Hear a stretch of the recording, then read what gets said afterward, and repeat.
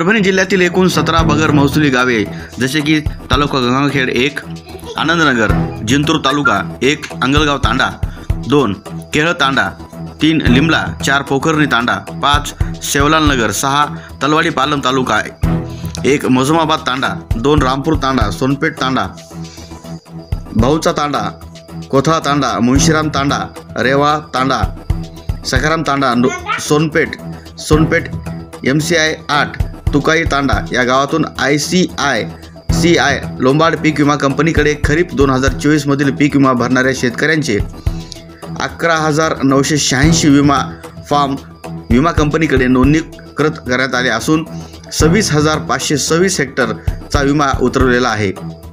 विमा उतरता फर्जी सातबारा तयार करण्यात आल्या।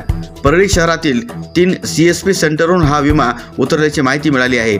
या प्रकरणी विमा कंपनी व संबंधित लोकांकडून शेतकरी हिस्सा, राज्याचा हिस्सा व केंद्राच्या हिश्शापोटी 43,66,00,000 रुपये शासनाची फसवणूक केली गेली आहे।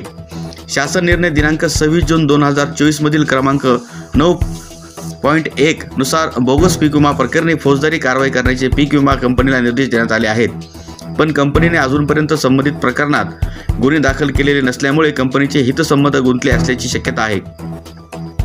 केंद्र आणि राज्याचा पीक विमा हिस्सा मिळून कंपनीला 43,66,00,000 रुपयांचा फायदा झाला आहे। सदरील बोगस पीक विमा प्रकरणाची ही आकडेवारी फक्त परभणी जिल्ह्याची असून महाराष्ट्रात अजून 35 जिल्हे आहेत। यावरून महाराष्ट्राच्या कृषी मंत्रालयात काय चालले आहे हा प्रश्न निर्माण झाल्याशिवाय राहत नाही।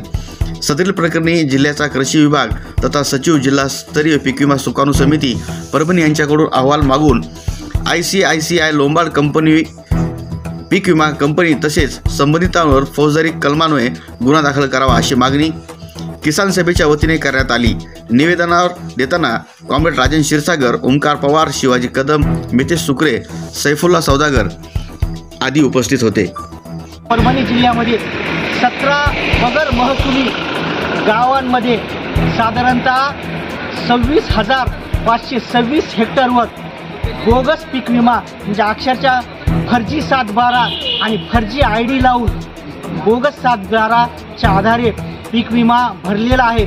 यामधून साधारणतः 43,66,00,000 रुपयापेक्षा जास्त निधी हा पीक विमा कंपनीने राज्य शासनाकडून आणि केंद्र शासनाकडून उकळलेला आहे। आमच्या किसान सभेची मागणी आहे की या ICICI लोंबार्ड पीक विमा कंपनीच्या विरोधात फसवणुकीच्या आणि शासकीय संपत्तीचा अपहार केल्याप्रकरणी या ठिकाणी कंपनी विरोधात गुन्हा दाखल व्हावा। त्याचबरोबर या संबंधीमध्ये जे लोकांमध्ये आहेत, इंटरेस्टिंग लोक आहेत, ज्या लोकांचा मध्ये हस्तक्षेप आहे, अशा सगळ्या लोकांवर या ठिकाणी गुन्हा दाखल करण्यात यावा।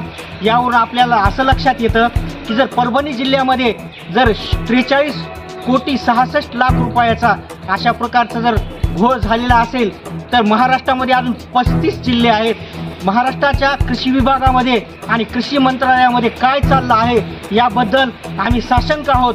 यावर मुख्यमंत्र्यांनी त्वरित कारवाई करावी अशी किसान सभेची मागणी आहे। धन्यवाद।